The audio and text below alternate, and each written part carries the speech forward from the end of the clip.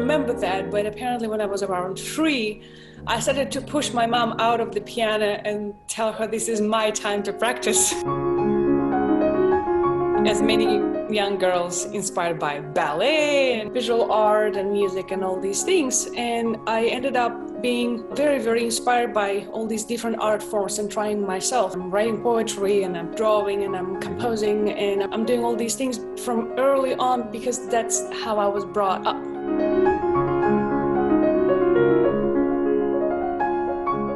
Nobody really talks about it. I would say the difficulty in a Russian school and in the Russian tradition, it's very competitive. From the very, very early age, you live with the fear that you're not going to be good enough. A lot of kids have natural abilities. They're being good. They are playing on a high technical level, exposing themselves in a very good way. But deep inside, maybe this is not 100% what they want to do.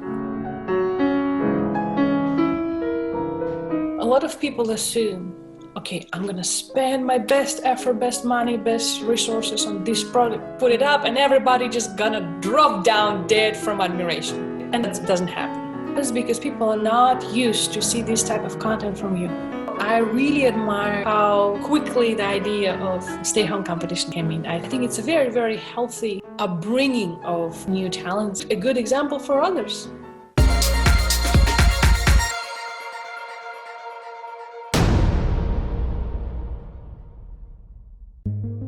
They say classical music is dying.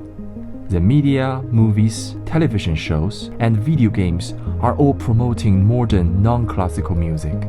We have lost our audience and our future. I disagree. I believe that the classical music is full of hope, and our destiny lies within each of us. My name is Gen Li, and my mission is to communicate and to share. Each session, I seek out individual successful artists who are shaping the classical music world, delivering new ways, new ideas of making classical music and art. To find out their secrets of becoming successful and to listen to what they are trying to say. Their stories may surprise you, give you new ideas, and perhaps inspire you to change. Join me on this mission, and we can build the new future for classical music together. Artistic force and creative incubator, Russian-born pianist Asiya Korepanova is our guest today. She's not only a successful concert pianist, but also a leading innovator in classical music world. Her YouTube series, Midnight Pieces, have hit 30,000 total views. Her Festival Baltimore, her non-profit organization Music for Minds, have all created a communal connection with classical music's past, present, and future. She's got concerts coming out, she's got interviews coming out, she has online engagements coming out, and she will be giving masterclasses to semi-finalists of the forthcoming Stay Home International Piano Competition. In this video, I asked her questions about the early education she received from her parents. We checked the rumor that the Russian school, teachers, and parents lock their students and children in the practice room for many hours a day so they can play perfect. She gave lots of interesting points on her experience, which you will never find in other music conversation video. We also speak about how to find your desire and what to do with your passion. As an artist have both successful career online and offline, she's giving interesting and useful advices, tips to musicians who would like to do the same. Now, sit back and relax. You will see a lot about her in this video, and I'm sure you are going to enjoy it. Subscribe to our YouTube channel. If you have any question to ask her, please leave a comment below. Asiya, welcome to TrueArtTalk. Thank you so much for having me. In a simple explanation to audience, cadenza is a small section that the performer can be creative to write his or her own melodies. It is even very hard to ask an adult to write a cadenza. Asiya, how did you make it happen at the age of 9? It's incredible. You know, I believe every task has different points from which you can look at it. So I've been very, very interested in improvisation ever since I was a little kid. I remember I loved trying to make up my own little pieces or melodies that would sound like or close to like Bach or Chopin or Mozart. I try to understand what exactly in the style of each composer makes them sound like them. From a very early age? Yeah, from a very early age, I was very lucky to develop my curiosities early on because I was born into a musical family. And even though my father, composer, and my mother, pianist, did not want me to be a musician, Right, yes. Talking about parents, I was just going to ask, what are your parents like? You know, there are lots of tiger moms or tiger dads. In Alisara Art's her interview, once she said she doesn't believe in tiger mom or tiger dad. In our interview with Pascal Roger, his mother never pushed him. It was all very natural. How was your family? My mom and my dad were very, very busy with their own musical careers when I was born. They were finishing their doctoral degrees. My dad was actively composing. My mom played recitals, and both of them knew that a life of a musician is a very hard one. So they didn't want me to be a musician. They thought I would be something else. I was, as many young girls, inspired by ballet and other forms of art and all sorts of things. But I don't really remember that. But apparently when I was around 3, I started to push my mom out of the piano and tell her this is my time to practice. Oh, wow. So I somehow grew competitive to her practicing time, and I wanted to try it myself. As I understand, it was a back and forth moments, and at a certain point my mom gave in and started teaching me. In a sense, resembles the features of the tiger mom, but not exactly.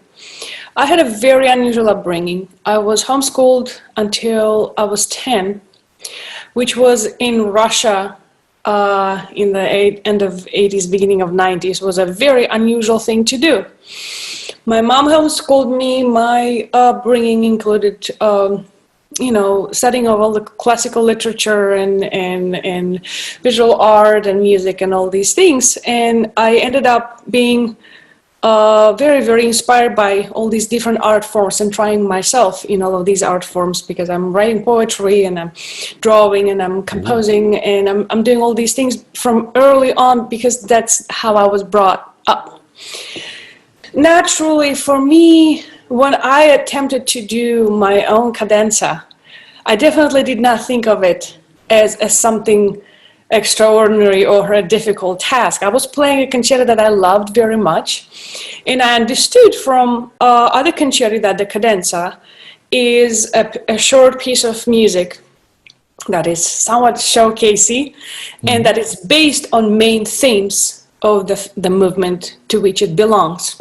So I took these themes and I kind of tried to put them together in my own way, added a passage here, a passage there, and tried to make it logically flow up to the, abilities of putting anything together to logically flow at the age of 9.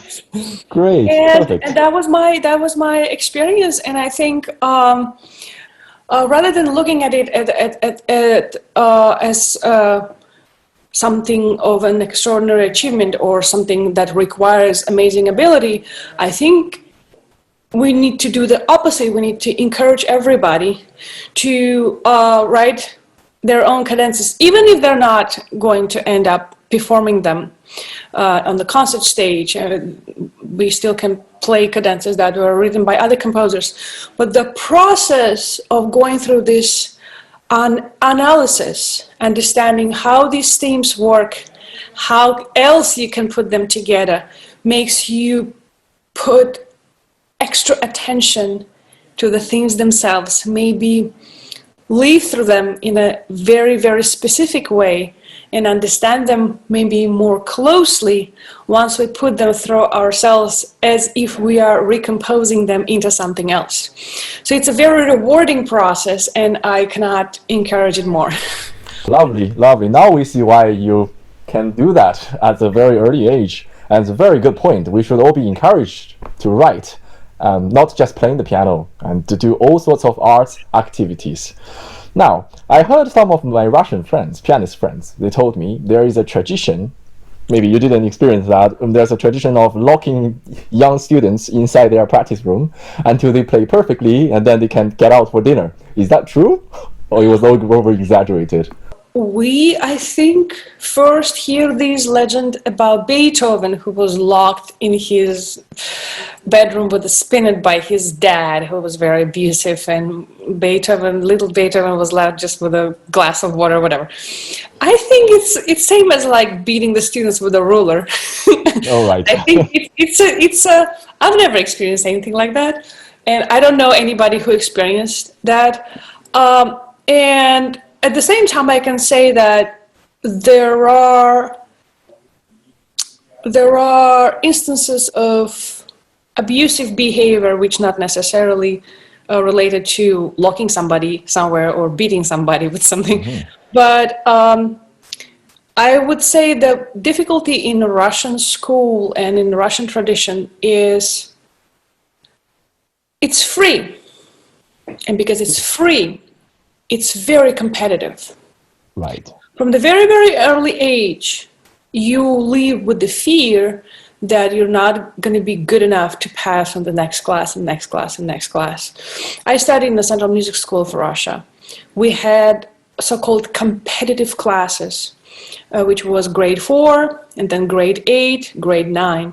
And the task of the jury members of the panel that listen to our juries, and we have to understand in Russia, which my American friends are all terrified about. You know, in the United States, you play a recital once a semester or once a year, depending on what kind of program you are in. And also there is an end of the semester jury. You prepare a program, they listen to 10 minutes or 8 minutes of it, they stop you, you walk out. In Russia, from grade 1 to grade 11, you play everything you learned. And your end of semester jury is not your only. Your end of semester jury is an exam where you're playing a polyphonic work, an etude, a sonata form, and a piece. And that's end of semester exam, that structure is the same for all the years. On top of that, during the semester, every 6 weeks you're playing sort of pass, not pass, a shorter program of 10-15 minutes. Sometimes it's like a set of 3 etudes, or it's a nocturne and waltz, or something like that. So my or everybody else's upbringing is you getting yourself to be ready to play something within every 6 weeks. You have to be ready to go with a new work on stage. Sometimes it's 2 works at a time. So, and if you're not good enough and you're in a competitive class, you're getting bad grade, and whoever gets the worst grades in the class gets kicked out of school. Or they actually do get kicked off. Oh yeah. 4th grade, like we had a certain number of pianists in my year, maybe 40 or 45, and about 7 or 8 people are getting kicked out because they're not good enough. The type of teaching that we have, we always are getting pointed at our colleagues. You know, Masha is playing this etude better than you, and that person is winning competitions already, and you're not yet winning. And it's like all these stressful situations of putting like people with their foreheads against each other. And that, I would say, is much worse than locking somebody, because if you want to be good and you actively understand that, you will sit and do the hours. But in order to understand that you need the hours, you need to be inspired, you need to really want to do that. Looking somebody up, it's not going to prompt anybody to want to be good. It's going to like spark protest or something. But striving for excellence, I think, is a process of one person with themselves, first of all. And you would excel much better competing with yourself. Can I do this better than I did it yesterday? Or can I do this better than I did it last week or whatever? Instead of like, can I do it better than that person or this person? Because that immediately puts on the table some unhealthy moments and stress and all these painful things. And we all have our own insecurities in different aspects. And working with them ourselves is much better than just like, I need to win over that person or this person. To me, that is. I totally understand you. Well said. That's a very, very good point. Thank you for sharing with us. Many people say if you want to play the piano well, you have to be trained at a very early age to develop the ear or develop the finger muscles in order to have a complete ability. Otherwise, it's too late. What is your opinion on that? Do you think that's important? I would say these statements have a basis, obviously. When we start doing something early on, it becomes earlier a part of our system. It's easier to kind of soak certain information and certain habits in. But I've met people who are excellent and who did not start at 4 and did not start at 6 and did not start at 9 and started in their teen years and became extraordinary musicians. And one of the things that inspired me through the long period of time was this story about one of the dancers of Sergei Diaghilev's ballet, Russian Seasons in Paris in the beginning of 20th century. Serge Lifar was one of these dancers, and Serge Lifar was a person of a very, very elementary in terms of arts upbringing. He was not a son or a relative of anybody who was doing any artistic things. He was working in a factory and he didn't know anything about it. And when he was 17, he, as a factory worker, saw a ballet performer dancing, and it blew his mind so much that at age 17, he said, I want to change my life and I want to become a ballet dancer. If we think about it and we think about what the stereotype of the ballet dancer is, you're like 5, 6 and you go and you train and all these things. You would think this is impossible, but 4 years after this decision, he was dancing at Diaghilev's Russian Seasons in Paris. So he was so dedicated and like he really focused. Anything you wanna achieve, it's about exact focus. It's naming for yourself what exactly you want. I want to do this, or I want to achieve that, and everything in you kind of focuses towards that goal. So he was so focused and so dedicated and so obsessed that he was able to get to that level in 4 years that some people take a dozen of years, to achieve. It's a beautiful example, but it's also a beautiful example why a lot of kids have natural abilities and they have tiger moms and tiger dads or whatever. They're getting pushed. They're being good. They are playing on a high technical level.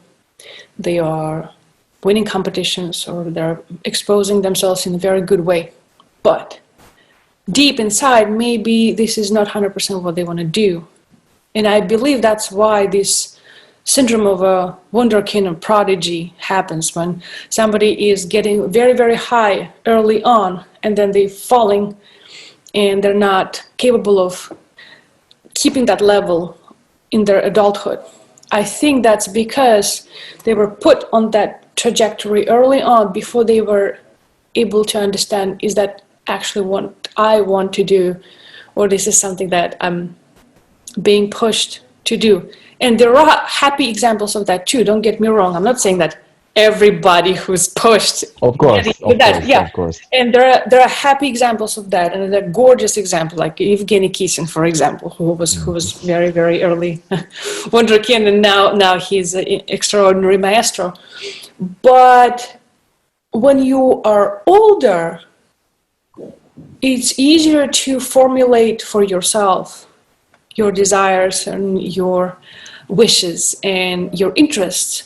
So I believe when a person, I don't know, at 12 years old decide, I want to do music, it's their own decision. They feel this is something they want, and the chances that they would focus if they really wanted and be dedicated and nobody would have to lock them up, beat them with a ruler, are higher.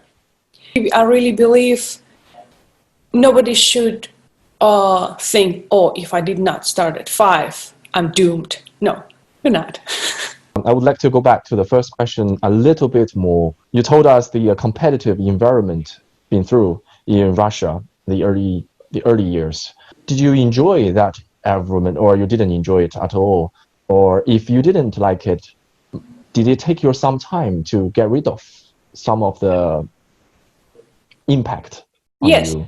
yes.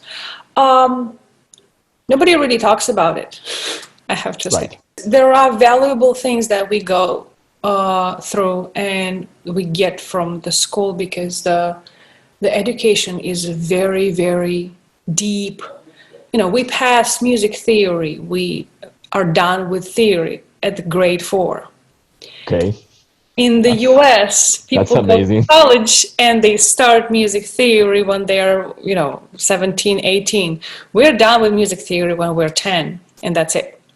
We proceed with harmony, we proceed with counterpoint, we proceed with other things. And that's incredible, and that's very valuable, and we have very intense training in music history and all these other subjects that are related. We have ear training twice a week through 11 years of our training before conservatory. Either you go to special music school or you go to kids music school, and then in the college pre-conservatory.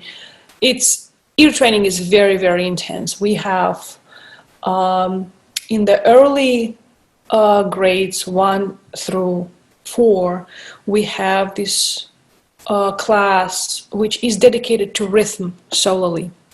It's called rhythmics, and it's about implementing rhythm in every way possible with your body, with like some element of dancing. You learn subdivisions, you learn different things, and it's all very clever and extremely valuable. So we are all grateful for this intensity and what we were able to learn. But at the same time, nobody enjoys the competitiveness. Even people who are capable of living easily through that, who have good abilities that allow them to excel in this situation, the psychological atmosphere is not easy. We all live in this kind of constant striving to be better than others and constant worrying about things that are not necessarily musical, almost like a sport feeling in the environment that has to be artistic. And at the same time, we don't really know how to present ourselves. When I was in school, all we learned, you need to know this. You need to be good at this. And if you're good, everything's going to be great in your life. And then you finish the school and you realize this is only the top of the iceberg. You need to know so many other things, and you need to know how to connect with people, and you need to know how to nurture relationships and how to start them and how to, all this networking. I would say art of networking, because it's a separate skill that a lot of people who are extremely good at performing lack, because they've been focused on that solely their entire lives. Definitely. And then they're suffering from, I'm supposedly good at this, but nobody pays attention to me, or nobody wants to talk to me, and it sometimes happens because people are not very skilled in the communication, in their conversation skills and things like that. So I would say the stressful part was something that, in a sense, continued in the conservatory years as well. And yes, it had an impact, because it takes time to allow yourself not to compare yourself with others anymore, and only focus on trying to find your own voice and understanding how exactly I want to say this or that, instead of how I'm supposed to say this or that. I'm talking about saying in a broad way, in the in musical terms, where we have interpretations and we have cliches of interpretations, and also we have certain traditions within people operate, and understanding that you do not need necessarily to constantly go on the fine road of fitting into the certain tradition or interpretation, because we're not Xeroxes. We did not come to this world to copy others. We came to this world to be ourselves. So we need to find a way to break from that fear, or break from comparing to others, and learn how to really search for your own thoughts, ideas, and to also learn to present them in a convincing way, in such a way that would not be, oh, they're just doing this just to be different, or you're doing this just to be arrogant, or you do this just to be flashy, or whatever. You need to learn how to present your ideas in a very clear and convincing way. I have watched your videos. It is incredible that you have so much repertoire on hand. How did you manage to cope all of them? We all knew that it takes a lot of time for a pianist to learn and to polish a piece. What is your secret to guarantee the quality of each piece? I have to say, I'm a fast learner. I memorize very quickly. Well, that's a gift. That's a gift, and I'm very grateful for that gift. But I also have to say that throughout my career, I have been in several situations where I was presented with opportunities to perform something. It started with offers from orchestras. Somebody calls you and says, "Can you perform this work at the end of the week because our soloist got sick, and you have never played the work, but the offer is mind-blowingly attractive." And you say, "Okay, I will come and play this." And the next few days you slave 12 hours, 14 hours a day. But the thing is, in stressful situations, your abilities enhance, so you're able to kind of pack more work in a given amount of time because you're so focused. And I had few instances like that. And after that, I started analyzing what exactly I'm doing in a stressful situation that I'm not doing in my regular practice. And I realized I'm analyzing things harmonically. I break them down into patterns. I try to see what elements and motifs repeat. Well, this is very important that you actually do analyze the differences when you focus. It's almost like a Lego bricks game, you know? You understand that this is this type of chord, this is that type of chord, and you memorize music not just as a sequence of sounds that you need to get yourself familiar with, but you develop also a second row of just logical understanding. Okay, this is a 6th chord, this is the dominant 7, this is the second dominant. That's where your music theory upon so many people complain, "Oh, I will never need this in my life." Bullshit. This is where the years of your music theory come in, because you double your memorization of the pure music with all this scientific row of information. And then another thing which comes handy in tonal music and anything that has sonata form or anything that repeats. My father early on explained to me that, and it's a public information, that at Bach's time, certain keys had different meanings attributed to certain religious situations. And he said, you need to appreciate this. You need to try to play certain, let's say, preludes and fugues that were written in certain keys. Try to play it in another key, and you would understand that it sounds like a completely different character of music because it's not in this main key anymore. So I got myself very interested in transposition. So I started experimenting with this.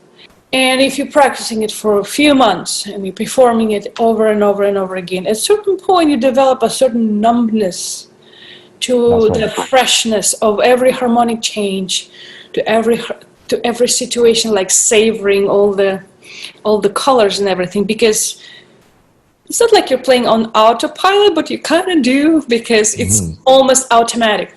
And so if you take that work and you play it in a very foreign key, you go like a major third down or minor third up or a tritone down or whatever. You play it in a very, very, very different key. And in the different key, because you have to focus very acutely to find these harmonies in the new key, because some of them are actually surprising and you forgot about them. You need to actually really, really, really pay attention to where everything goes. You play it in another key and you're like, oh my God, this harmony is actually so extraordinary sharp coming after this other harmony, and I don't feel this anymore in my main key because I've gotten used to that so much. So transposition helps kind of to wipe the glass, and see the colors again. And you come, the beauty of it, you play it in a different key and then you come to the main key and you can appreciate that sharpness again. It's a very, very interesting skill. Pianist, now is the time for you to take the note. Try that on your old repertoire. Yes, I cannot recommend it enough. Yeah. We all know that people have different practice habits. It's important for musicians to get into practice mood in their own ways. Some people are morning birds, waking up super early. Some people start at the evening and stay overnight. Some people they enjoy the darkness and practice without turning on the lights, and some even practice after a few drinks. Do you have such practice habits? I can't play when I'm drinking. That's right. Sure. What is your usually practice routine? Do you wake up very early to practice? I love all-nighters, I have to say. Okay. I love all-nighters. And it's not something you can do all the time, obviously. And I tend to operate better in the evening and the later time. Of course, I had to learn to practice anytime I have an opportunity to. So it's been a process for me to just adapting to situation, especially when you're traveling and it's not like you're at your own disposal and you can have an instrument at any time and things like that. But I appreciate and I recognize the notion about a musician who has to be inspired to practice. We need to be in a certain mood, but sometimes the situation is you have no mood or you're in a terrible mood and you have certain things going on, and the last thing that you want to do is practicing, and your mind is not really wanting to focus at the moment and process anything but you have this given period of time that you can physically do it because you have an opportunity and you have to use this opportunity. And for that, I am going to the instrument and making a list. I'm making a very dry list for myself. I say, I have to work on this page or this passage. I have to go through that, check that, drill that, or like something like that. And I'm literally, because I'm easily distractible person, and I have been dealing with that for a long period of time. And I know that it's easy for me to wander around in my mind once I start playing. So if I am not in the mood where I'm inspired to practice and it just kind of flows naturally. I need to make sure I just fulfill whatever task I have for myself at the moment. So I make a list and I go through that list no matter what. Great. And That's a very good strategy, though. yeah. And Another another thing, for example, which I adopted from somebody, we all have these moments where we really want to pay attention to something, but we have so many thoughts in our head that it's almost impossible for us to take one thought of that out of that pile of thoughts and focus on that. So I put an hourglass on, and I have two of them. I have one that takes an hour to go through and one that takes half an hour to go through. I put hourglass like on the piano in front of me, and I'm telling myself, okay, until that hourglass is working, I'm devoting myself to this task. Okay. And I'm not allowing myself to do anything else or think about anything else, or do and if I find myself that I wandered off and doing something else, I will have to do it again. Wow, So that's very tough. And it is so easy. Meaning, to get an hourglass is it's cheap. I don't know what's in UK, but in the US it is $16 on Amazon. You're getting the hour long thing. It's ancient and simple, but it's like an agreement, a little pact, like an agreement with yourself. This is what I'm gonna do, and this thing will help me do that. And it really helps somehow to isolate the rest of the world. Like when I'm with my hourglass, nothing else exists. Wow. Pianist, now is another note taking to your notebook. The valuable hourglass practice strategy.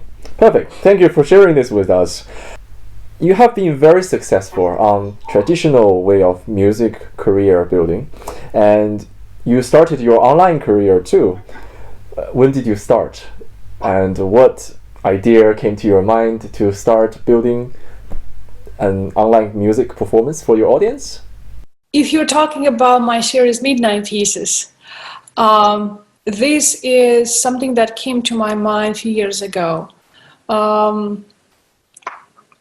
I was amazed how often people are inspired by traditional encore pieces, and by listening over and over to obviously great and beautiful and wonderfully written showcase pieces such as, Arkady Volodov's Turkish March or things like that. I thought that so much attention comes back to very, very popular tunes and very, very popular pieces, and I felt like there's so much really beautiful music that is not necessarily fast and loud, not necessarily openly humorous, but definitely worth listening to. And that realization came through not just certain knowledge that I had, but also certain research that I was making and discovering certain things for myself that I did not know myself. And so I decided, well, I'm gonna create a series of YouTube videos that would come in the regular increments of time, and where I would present music that mostly nobody knows, but I felt about this music that it's worth sharing. So I created a model where these pieces are coming in kind of imaginary groups of 4, where one piece would be extremely popular. You still need to bring people's attention. Extremely popular, such as Claire de Lune or something. Yes. One piece would be absolutely obscure to the point where even most of the musicians would not know it, such as Anton Bruckner's piano music, for example, or Sibelius piano music that a lot of people do not know, and things like that. One of the pieces will be by a Russian composer, because I wanted to introduce for example, American audiences to the music of lesser known Russian composers that are very, very beautiful. I see. So you spent quite a lot of time deciding your program into these series. Well, it's been a kind of flowing process. I picked maybe first, I don't know, first 3 groups, 12 pieces, and then as I was recording them, I kind of was adding more and adding more. And the 4th type of piece is a transcription of mine because I'm very, very active. Fantastic. This brings us back to the memory that you're playing your own cadenza at the age of 9. Yeah. You keep that tradition going on. And so it's been very rewarding process because I realized that yes, audiences are curious about hearing something that they've not heard before. They're not really afraid, and if you are putting an audience into that situation where they don't know what's coming next and they're curious and they start guessing, oh, what might be next? And that's awesome. At the same time, I was very happy to introduce certain people to the composers that they had no idea about, or introduce some pianists to the piano music they had no idea about, introduce myself to the music that I had no idea about, and had a wonderful time writing transcriptions of certain pieces that are not necessarily someone's first choice for a transcription. Yes, I did some popular pieces, but also I did very, very obscure works by Frank, for example, and Alban Berg, and Amy Beach, this wonderful American composer, and others. And now is the digital time. I assume people can edit as much as they want. Nowadays, there are lots of artists doing quite a lot of editings. Let's say they pick different passages from different times. Maybe first time they think the exposition was good, so they use that, and then after 4 bars, they pick something from the 3rd take because that's what they was. How do you think about those things? Do you think it really works, or is it better to keep the whole proportion? You know, when I was younger, I felt, a patchwork, which a lot of people call it patchwork. The patchwork is a sign of weakness. It's just like you can't play the whole thing through, so you have to put it together. I get you. It's just false. It's just false. Recording is a different type of art than live performance. You know, there are people, if we look into visual art, there are artists, graphic artists, for example, who write with pen and ink. They will make a pencil sketch, and then they would go with ink over that sketch, and then they would clean the sketch out. And they're unhappy with something, they take a little razor and they erase a line or 2 and make a new one. And they edit within their process until what they want to see comes out. We watch on Instagram right now. So many things can be found on Instagram. I'm now following a whole lot of visual artists on Instagram. And a lot of them are digital art artists, which when it just came out, it was just like how digital art can be as valuable as, oil and pastel and watercolor and all these other techniques with the physical mediums. But people post, this fast forward, when you draw in Procreate, you can then, the program remembers all of your edits, everything that you do. And then you can export that as a fast video, and you see how the artwork comes from initial sketch and then edits and edits. And people change the background, change this, change position, change everything. And then you think, oh, this is awesome. And then everything gets messed up again, and it starts over. Editing allows us to achieve what we want to hear ideally.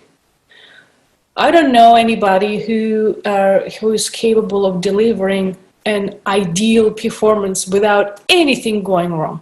Even people who play like CD quality, they would still have like one or two wrong notes somewhere. Like Definitely. little things happen with everybody. We're not machines. Of course. But Glenn Gould was an obsessive editor. Glenn Gould was like splicing everything together, and he definitely was super perfect to start with. He just wanted to bring his perfectionism to the next level. And so it is up to an artist. I think when you're playing a work that you feel you want to go unedited and you just do one take and you're happy with it, good. But there's some recordings where it would be impossible to achieve. If you're recording like a concerto, for example, or you're recording, I don't know, Liszt sonata, or something that is very massive, a work of a big endurance, and you are more stressed in the studio than you are in the concert hall, because again, studio makes your ears more sensitive, you're more vulnerable, and it's much more, and you know that you're getting recorded, so you have to be good for that to last for many years as an imprint of your creativity, and all these things put additional weight on you, so it's much harder to be perfect, right? So if you want to then make this sound the way you want, I think you're right as an artist. Many audience would love to know. Nowadays, many people started online career like a YouTuber or doing live stream or even making fun music, sharing their playing. But it's always hard to get things started, isn't it? It's likely someone spent a lot of time and effort, made a fantastic video, spent lots of ideas, dedicate to make it very nice, but nobody's watching, which is very frustrating. Have you ever been through such period? And what would you be your advice? A lot of people assume, okay, I'm gonna spend my best effort, best money, best resources on this product, put it up, and everybody just gonna drop down dead from admiration. And then it doesn't happen. Why? Because your product is bad? No. Because you did something wrong? No. Why it happens? Because people are not used to see this type of content from you. A lot of times, if we're talking about social media, now I'm going to sound like a social media influencer, which I'm not, but for example, Instagram. As simple as it goes on Instagram, people notice your videos if you post, I don't know, 2-3 months every day, you post something, and then you notice people start coming and seeing and liking and commenting and sharing, whatever. Not because the first video that you posted wasn't good, just because people start noticing after they increasingly see you and see you and see you, and they're like, huh, let me see who this is.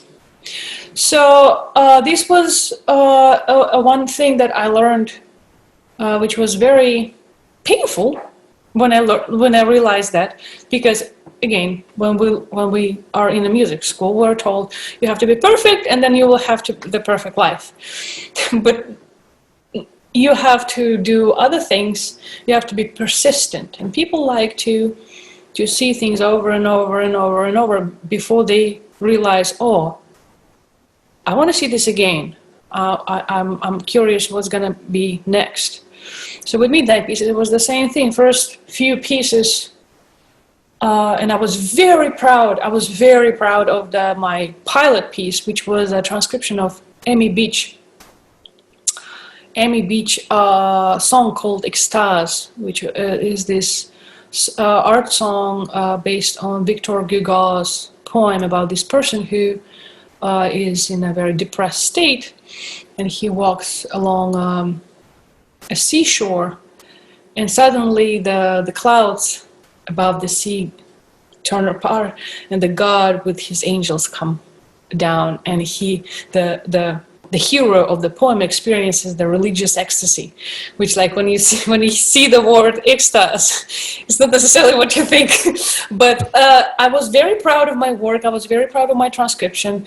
It was nicely filmed. It was nicely recorded, and I posted it. And people left some likes, and there was zero comments. And then the same day, I saw somebody else in my feed on Facebook posting a video of their practice. And people were like, That was amazing. You're such a genius. You're like this and you're like that. And you're like, no, no, no, no, no, no, no.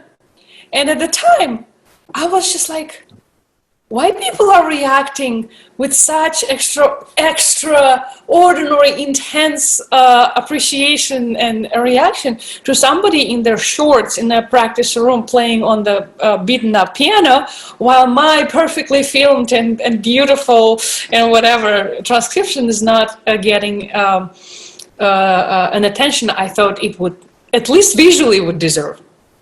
But then I realized I have never posted a content like this. And I realized it after a few months of doing this and seeing the progress, and realized people have never seen content like this from me before.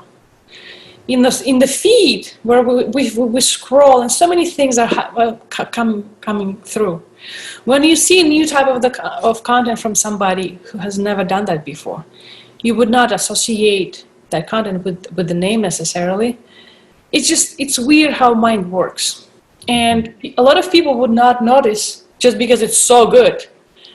They don't even think that's you. They just, it's very strange, because after four episodes of Midnight Pieces, which was a full month, I started people very, very, very carefully first commenting, saying, nice. Great. Lovely. And stuff like that. So it took me about 2.5 months of constant posting, and the Midnight Pieces are coming once a week. So it was a recurrent process, and people got used to seeing that over and over again in the same editing, with the same type of title, with the same type of filming and things like that. And after like 2 and 3 months of doing that, I started receiving people writing extensive comments, what they thought, what they felt, what they loved, how they felt about the previous episode, or how they're curious about the next episode. And then I realized that the person who offended me with their practicing in shorts and the types of comments they were getting, they were putting that practicing videos every other day, all the time. There was something that they were doing all the time. People were used to that. They knew that was him. They were curious what he was practicing this day or that day. And it was already an environment of people who were coming to see what's going on there. So don't be discouraged. The bottom line of my extensive talking about this. So a bottom line, don't be discouraged if first few attempts of your new project is not flying as well as you would want. Now, if you're doing 3-4 months of same thing over and over again, and you have no engagement, that is something else. I know some people who are obsessively doing same thing over and over and over again, and their engagement going down. Mm-hmm. Because there are certain things that they're doing that are not interesting enough. So friends and family or subscribers supported them to a certain amount of time, but then they got kind of bored. And even people who are your followers are not viewing what you're doing. That means you need to take that in consideration and think, maybe there's something that are not reaching the audience the way I want, and I need to tweak something and maybe change certain things. About Stay Home Online International Piano Competition. Yay! This is a kind of a very new, I mean, we had online competitions before, but during the lockdown period, such an opportunity for young pianists to showcase their playing and having a career through the internet would be something completely quite new for us. What would you say to the competitors, and how do you say are there anything you want to tell the audience of of Stay Home Online International Piano Competition? I think that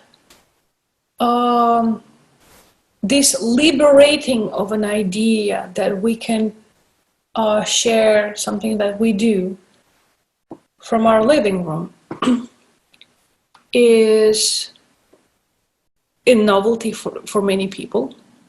But I'm grateful for it because, there are a certain number of people who are very, very high caliber performers.